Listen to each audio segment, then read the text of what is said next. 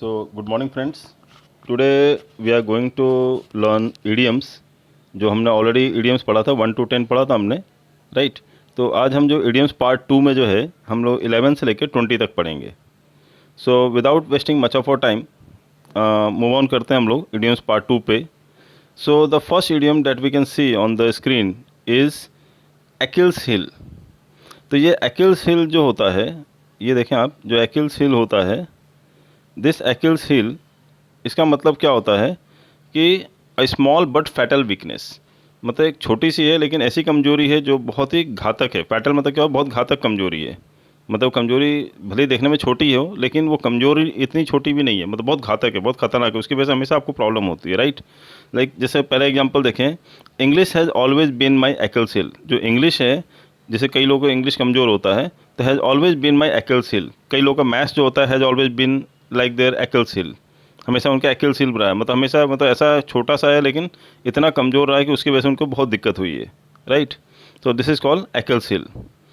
Next जो example है वो देखें हम लोग.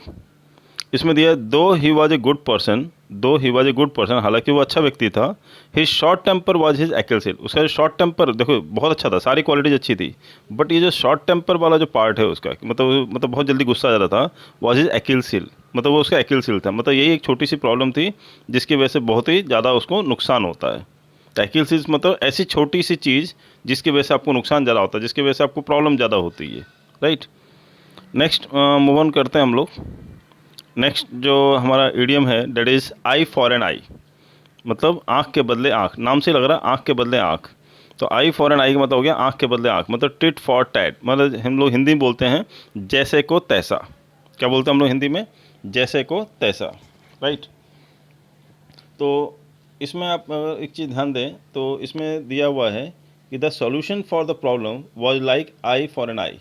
जो सॉल्यूशन था इस प्रॉब्लम का वो था, कैसा था? आई फॉर एन आई. मतलब जैसा उन लोगों ने किया वैसा हमको भी करना पड़ेगा. जैसे किसी ने हमारा कोई फॉर्मूला चुरा लिया तो हमको भी उनको कोई फॉर्मूला चुराना पड़ेगा, इस टाइप से. मतलब टिट फॉर टैट. या इसने मतलब हमको धोखा दिया तो हम भी उसको धोखा दें. एक्चुअली ये चीज़ गलत है, आई फॉर एन आई नहीं होना चाहिए. बेसिकली अगर प्रॉपर बोला जाए तो हम ये बोल सकते हैं कि we should not have an attitude of eye for an eye. हमारे अंदर वो आई फॉर एन आई वाला एटीट्यूड नहीं होना चाहिए, टिट फॉर टैट वाला नहीं होना चाहिए. किसी ने गलती कर भी है तो उसे माफ़ कर देना चाहिए, राइट?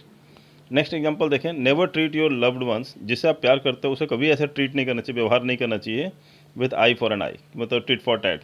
जिनसे आप प्यार करते हो उनसे तो आप कर ही नहीं सकते हो ना इस टाइप से कि जैसा उन्होंने किया हम भी वैसे ही करेंगे, right? This not a good thing. So eye for an eye समझ में आया आपको? नेक्स्ट हम लोग मूव ऑन करते हैं. Next one is an arms chair job. N armchair job का मतलब क्या होता है? आराम की नौकरी. आर्म चेयर मतलब क्या हुआ? जहाँ हाथ रख करके, आर्म रख करके चेयर पे आराम से बैठ जाए, ऐसी जॉब. मतलब good income job with high comfort. Good income job with high comfort, जहाँ पे कंफर्ट लेवल आपको बहुत अच्छा हो, आराम हो और गुड इनकम, इनकम भी अच्छी है आपकी, राइट? एग्जाम्पल देखें आप, a hard working and diligent person deserves N armchair job.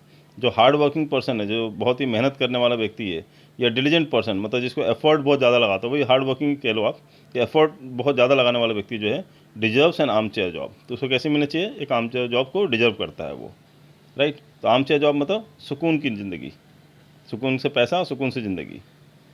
Next example देखें इसमें आर्म चेयर जॉब के लिए, एवरी मैन ड्रीम्स. हर आदमी का ये सपना होता है to work on an armchair job, कि एक सुकून की ज़िंदगी मिले जहाँ पे इनकम अच्छी हो और मेहनत भी ज़्यादा ना करना पड़े. हर आदमी का ये सपना होता है. This is an armchair job. Next देखें हम लोग the 14th one, that is an acid test. Acid test का मतलब क्या होता है? जैसा आपने देखा होगा कि आपने अगर थोड़े साइंस बैकग्राउंड के होंगे तो आपको पता होगा कि उसमें एसिड टेस्ट होता है. हमें ये एसिड टेस्ट होता है हमें पता करने के लिए कि, सॉरी, एसिड टेस्ट होता है ये पता करने के लिए कि चीज़ें जो हैं, मतलब जैसे ब्लू लिटमस चेंज होता है तो हमें एसिड है या बेसिस है, या कभी टाइट्रेशन करते हैं तो उसका कलर चेंज करते हैं तो उससे मालूम पड़ जाता है. तो एसिड टेस्ट जो होता है चीज़ों को परखने के लिए होता है एक्चुअली, कि भाई चीज़ जो है उसमें कितनी मात्रा में क्या चीज़ है और कितना सही है कितना गलत है, या कितना वो चीज़ से कंसनट्रेशन कितना है. तो एसिड टेस्ट किया जाता है कई चीज़ों को पहचानने के लिए केमिकल रिएक्शन में. सेम वे लाइफ में भी एसिड टेस्ट होता है, और एसिड टेस्ट को हम लोग नॉर्मली कहते हैं critical test, right? She had to undergo an acid test to prove her honesty. मतलब अपन अपनी ईमानदारी प्रूफ करने के लिए उसको एसिड टेस्ट से गुजरना पड़ेगा। अंडरगो मतलब क्या हुआ, गुजरना पड़ेगा उससे, ऑनेस्टी को प्रूफ करने के लिए। मतलब क्या हुआ, जैसे आपने मतलब बहुत सालों तक आपने काम किया, अच्छे से काम किया, राइट, लेकिन किसी ने आप पे इल्ज़ाम लगा दिया कि आपने बेईमानी किया पैसे को लेकर के, तो she had to undergo an acid test to prove her honesty. तो अपनी एक एसिड टेस्ट के थ्रू जाना पड़ेगा अपनी ऑनेस्टी प्रूफ करने के लिए। मतलब उसको सारे डॉक्यूमेंट दिखाने पड़ेंगे कि उसने गलती नहीं किया है, उसने चोरी नहीं किया है, राइट। अपनी ईमानदारी को प्रूफ करने के लिए उसको क्रिटिकल टेस्ट से होकर गुजरना पड़ेगा। जो क्रिटिकल टेस्ट से होकर गुजरना पड़ेगा उसको हम लोग क्या बोलते हैं, एसिड टेस्ट। जैसे आप लाइफ में देख लें तो life undergoes through several acid test. Life में हमेशा आपका एसिड टेस्ट होता रहता है, क्रिटिकल टेस्ट होते रहते हैं। कई बार सिचुएशंस आती हैं जहाँ पे आपका टेस्ट लिया जाता है और देखा जाता है कि आप वो चीज़ में पोटेंशियल है कि नहीं है, या आप मतलब क्रिटिकल टेस्ट होते रहते हैं आपके, एसिड टेस्ट होता रहता है, लाइफ परखती रहती है आपको कि आपका कैलिबर को लेकर के, या आपके इमोशंस को लेकर के, या फैमिली में किसी की डेथ हो जाए तो आप कैसे बिहेव करते हो, आपके बिहेवियर को लेकर के हमेशा आपका एसिड टेस्ट होता रहता है, राइट। तो this is called acid test. Next one देखें आप, एट वंस। एट वंस से मतलब लग रहा है तुरंत, या तुरंत, at the same time, promptly या इंस्टेंटली, राइट। तो ये होता है एट वंस। जैसे we need to be at office at once, मतलब हमें तुरंत ऑफिस पहुंचना चाहिए सबको, एट वंस मतलब एट वंस मतलब तुरंत के तुरंत, we need to be at office at once. या kindly release my payment at once, मेरा पेमेंट जो है तुरंत के तुरंत रिलीज करें आप। एट वंस मतलब क्या हुआ, तुरंत के तुरंत, on the spot, eight the same time, right. वो सिंपल है, ये बहुत ज़्यादा टफ है नहीं। नेक्स्ट मूव ऑन करते हैं हम लोग, एट्स वंस विट्स एंड। ये हमने ऑलरेडी लास्ट टाइम पढ़ा भी था। एट वंस विट्स एंड मतलब जहाँ पे किसी की बुद्धि जो है, विट मतलब क्या होता है, विटी मतलब बहुत बुद्धिमान व्यक्ति को विटी बोलते हैं, राइट, इंटेलिजेंट पर्सन को। तो एट वंस विट्स एंड मतलब जहाँ पे किसी की बुद्धि खत्म हो जाए, मतलब बंदा कैसा हो जाएगा, पजल्ड हो जाएगा, कन्फ्यूज हो जाएगा, परप्लेक्स्ड हो जाएगा, घबरा जाएगा। तो she was at her wits end, वो अपने विट्स एंड पे थी, मतलब घबरा गई थी, with the different options available. जब बहुत ज़्यादा ऑप्शंस आ जाते हैं सामने तो क्या होता है, कन्फ्यूज हो जाते हैं हम लोग। जैसे हम लोग कहीं मॉल में गए, वहाँ बहुत सारे हमें जीन्स लेना है, अब हमने अलग अलग वैरायटी की जीन्स देख लिया हमने, या उसने बहुत सारे वैरायटी के, अगर हमने जैसे जूते खरीदने बहुत सारे वैरायटी के जूते दिखा दिए, या शर्ट खरीदने बहुत सारे वैरायटी के शर्ट दिखा दिए, तो कई बार क्या होता है हम लोग कन्फ्यूज हो जाते हैं। We are at our wits end, हम लोग विट्स एंड पे आ जाते हैं, समझ में नहीं आता कौन सा लें कौन सा ना लें। तो उस चीज़ को हम लोग बोलते हैं एट विट्स एंड।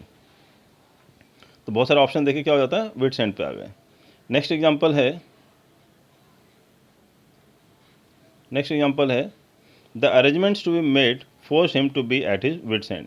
अब जैसे शादी का है या कोई पार्टी का है या फंक्शन का है, जो अरेंजमेंट होता है उसमें बंदा मजबूर हो जाता है to be at his wits end. वो कन्फ्यूज हो जाता है, घबरा जाता है, यार कैसे मैनेज करें, कैसे क्या करें हम लोग, राइट। यदि लोग कम हैं, आदमी कम है मैनेज करने वाले, और लोग आने वाले लोग ज़्यादा हैं पार्टी में, तो वहाँ क्या होता है, अरेंजमेंट को मैनेज करने के लिए they are force to be at his wits and.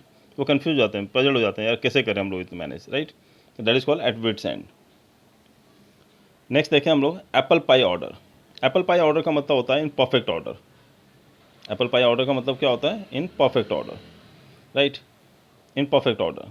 जैसे देखें आप, the furniture of the house, जो घर का जो फर्नीचर है, was in an apple pie order. Apple pie order मतलब परफेक्ट ऑर्डर में था, कोई इधर उधर नहीं था। जैसे इसका उल्टा होता है at six and sevens. At six and sevens मतलब क्या हुआ, इधर उधर बिखरा हुआ, स्कैटर्ड एवरीवेयर, राइट। तो एप्पल पाई ऑर्डर का मतलब नाम से लग रहा है एप्पल पाई ऑर्डर। जैसे आपने देखा होगा एप्पल जो आता है बॉक्स के अंदर, लकड़ी के बॉक्स के अंदर, वो एक पाई ऑर्डर मतलब प्रॉपर ऑर्डर में मैनेज करके जमा कर दिया जाता है। क्योंकि एप्पल आपस में दब जाएंगे तो ख़राब हो जाता है, राइट, वहाँ दब जाता है, जहाँ पे वो सड़ जाता है, वो रॉटन हो जाता है वहाँ पे। द एप्पल पाई ऑर्डर मतलब इन perfect order. The furniture of the house was in an apple pie order. घर का जो फर्नीचर था कैसा था, एप्पल पाई ऑर्डर, मतलब प्रॉपर, जहाँ पे जिसको रहना चाहिए, जहाँ चेयर होना चाहिए, जहाँ सोफा होना चाहिए, बिल्कुल प्रॉपर, जहाँ बेड होना चाहिए, सब प्रॉपर ऑर्डर में था। इसी टाइप से दूसरा एग्जाम्पल देखें, the students were sitting in an apple pie order at the time of exam. Exam के टाइम बच्चे कैसे बैठे हुए थे क्लास में, एप्पल पाई ऑर्डर में। जैसे आपने देखा होगा कई बार एग्ज़ाम होते हैं तो वहाँ पे मतलब एग्जामिनर जो है चेक करने के लिए आते हैं, बाहर से भी आते हैं चेक करने के लिए। तो when they come and they see that the students are sitting in the apple pie order, तो कोई दिक्कत नहीं होती है। और जहाँ चीटिंग वीटिंग होती है तो समझ में आ जाता है एप्पल पाई ऑर्डर में नहीं है चीज़ें, राइट। या घर में चोरी हो जाए तो चीज़ें जो होती हैं एप्पल पाई ऑर्डर में नहीं होती हैं, तो वो सब चीज़ें हैं, राइट। नेक्स्ट एग्जाम्पल देखें, एट एन आर्म्स लेंथ। अच्छा, इसमें बहुत से लोग कन्फ्यूज होते हैं। एट एन आर्म्स लेंथ में तो कई लोगों को लगता है कि एक हाथ की दूरी पे, एक हाथ की दूरी पे नहीं है। एक हाथ की दूरी पे के लिए बोलते हैं एट हैंड। जैसे my house is eight hand from station, कि मेरा घर जो है एट हैंड फ्रॉम स्टेशन, मतलब स्टेशन से एक हाथ दूरी पे, तो एट हैंड यूज करते हैं, AT at HAND hand, right. या फिर हम लोग यूज़ करते हैं at a stone's throw. Stone's throw मतलब पत्थर फेंकोगे तो ही पहुँच जाएगा, एट ए स्टोन्स थ्रो। लेकिन एट आर्म्स लेंथ का मतलब होता है एक हाथ दूर। तो एक हाथ दूर का मतलब क्या होता है, अवॉइड बिकमिंग टू फ्रेंडली, मतलब बहुत ज़्यादा दोस्ती होने से दूर रहना, या टू रिफ्रेन करना मतलब क्या हुआ, परहेज करना, या टू रिस्ट्रेन करना, या to keep distance, simple language बोले तो कीप डिस्टेंस मतलब डिस्टेंस मेंटेन करना, दूरी मेंटेन करना। दैट एन आर्म्स लेंथ मतलब क्या होता है, एक हाथ दूर रहना। भाई बोलते हैं ना ये सब चीज़ों से, भाई मैं एक हाथ दूरी रहता हूँ, लड़ाई झगड़े से एक हाथ दूरी रहता हूँ मैं। तो कई लोग बोलते हैं ना मैं लड़ाई झगड़े से एक हाथ दूरी रहता हूँ, तो I keep myself at an arms length from brawl या फाइटिंग। इसी टाइप से एग्जाम्पल देखें यहाँ पे दिया हुआ है, it always gives mental peace, हमें हमेशा ये मेंटल पीस देता है, दिमाग में शांति देता है। When we keep an arms length from annoying people, जो इरिटेटिंग पीपल है, अनोइंग पीपल मतलब इरिटेटिंग पीपल, जो चिढ़ाने वाले लोग या चिड़चिड़ा देने वाले लोग जो है, उनसे अगर हम लोग दूर रहते हैं, एट एन आर्म्स लेंथ रहते हैं, तो हमें क्या देता है, वो मेंटल पीस देता है। सेकेंड एग्जाम्पल देखें आप, we should keep ourself at an arms length from liquor और बैड कंपनी, तो लिकर से मतलब शराब से, और बैड कंपनी मतलब बुरी संगति से हमें क्या करना चाहिए, एट एन आर्म्स लेंथ रहना चाहिए, एक हाथ दूरी रहना चाहिए। तो we should keep ourself at an arms length from liquor और बैड कंपनी। तो दूर, एक हाथ दूर, ये ध्यान रखिए, बहुत कन्फ्यूजन होता है लोगों को इसमें, और ये बहुत बार आ भी चुका है एग्जाम में आपके। नेक्स्ट देखें, एट ईज़। एट ईज़ नाम से लगा, ईज़ मतलब क्या होता है, ईजी, आसान, मतलब free from pain and anxiety, जहाँ पे आपके एंग्जाइटी मतलब क्या होता है, परेशानी, मतलब जो स्ट्रेन लेते हैं लोग, तो free from pain and anxiety मतलब जो एंग्जाइटी है, आपके जो स्ट्रेस लेवल है और जो पेन है, तकलीफ है, उससे फ्री रहना। तो after the project was complete, project complete होने के बाद शी वॉज एट ईज, वो कैसी थी, फ्री फ्रॉम पेन, मतलब उसको कोई मतलब टेंशन नहीं थी, एंग्जाइटी मतलब टेंशन नहीं थी। Her confession to a husband kept her at ease, उसने अपने हस्बैंड से कन्फेस कर लिया कि मेरी गलती थी, केप्ट हर एट ईज, उसकी वजह से क्या हुआ, वो टेंशन फ्री हो गई, राइट। तो कन्फेस करने से मतलब मान लीजिए वाइफ लोग ज़्यादातर क्या करती हैं, जैसे जेब से हमारे पॉकेट से निकाल लेती हैं 2000 5000 रुपये, हमको कई बार पता नहीं चलता है, तो बाद में जैसे हर कन्फेशन टू हर हस्बैंड कि हाँ मैंने ही लिया था, हस्बैंड से कन्फेस कर लिया, केप्ट हर एट ईज, तो टेंशन फ्री हो गई। नहीं तो हमेशा टेंशन लगे, पता यार हस्बैंड को पता चल गया तो क्या सोचेगा मेरे बारे में, या कैसे बोलेगा मेरे को, ये सब चीज़ें रहती हैं, राइट। नेक्स्ट है at an 11th hour. At the 11th hour का मतलब क्या होता है, लास्ट मोमेंट पे। जैसे हम लोग जो नॉर्मली जो है हम लोग स्टडी करते हैं एग्जाम की, कैसे करते हैं, at the 11th hour, we normally study at the 11th hour of for examination, right. इसके एग्जाम्पल देखें, I always prefer completing my work at the 11th hour. जो कई लोग क्या होता है, अपना वर्क काम कब शुरू करते हैं, कब करते हैं, कब कब कंप्लीट करते हैं, एट द 11th आवर। जब बोला जाए कि भाई लेके आओ, जैसे बॉस मंगाता है कि भाई ये फाइल लेके आओ, तो फटाफट बैठ जाते हैं काम करने के लिए। ये स्कूल या कॉलेज में भी अगर आपका कोर्स कंप्लीट नहीं हुआ है, तो फटाफट बैठ जाते हैं पढ़ने के लिए। या हमारा जब एग्जाम्स आता है IBPS का या बैंक का, SSC का कोई भी एग्जाम आता है, तो we always start preparing for the examination at the 11th hour, कि यार अब एग्जाम आने वाला है, एक हफ्ता बाकी, चलो पढ़ना शुरू कर देते हैं, राइट। तो एट द 11th आवर पढ़ाई नहीं करना चाहिए, एक्चुअली पढ़ाई पहले से करना चाहिए हमको। तो एट द 11th आवर एक नेगेटिव सेंस में यूज़ किया जाता है। एट द 11th आवर मतलब क्या हुआ, लास्ट मोमेंट पे, मतलब जब आप कोई ऑप्शन नहीं बचा तो लास्ट मोमेंट पे पढ़ाई करना शुरू कर दिया आपने, राइट। नेक्स्ट एग्जाम्पल देखें इसमें, the consignment was packed at the 11th hour before the delivery date. ये भी गलत है, जो कंसाइनमेंट है वॉज पैक हुआ था, कब हुआ था, एट द 11th आवर, मतलब लास्ट मोमेंट पैक हुआ था, before delivery date. Before the delivery date मतलब डिलीवरी डेट से बस पहले, जैसे अमेजॉन से या फ्लिपकार्ट से आता है, तो consignment was packed at the 11th hour before the delivery date. जबकि वो लोग बहुत अच्छे से मैनेज करते हैं, वो पहले ही मतलब मैनेज करते हैं, पहले ही भेजते हैं। एट द 11th आवर में करेंगे तो क्या होगा, कई बार नहीं पहुँचेगा, उससे क्या होगा, उनका नाम खराब होगा, right. So we should not try to do the things at the 11th hour. In fact, we should try to do the things far before the expected date या whatever date it is for the examination or for the any other things, right? तो ये चीज़ आप ध्यान रखिएगा। तो this was all about the 20 idioms that we have studied today. Thank you. Thanks a lot.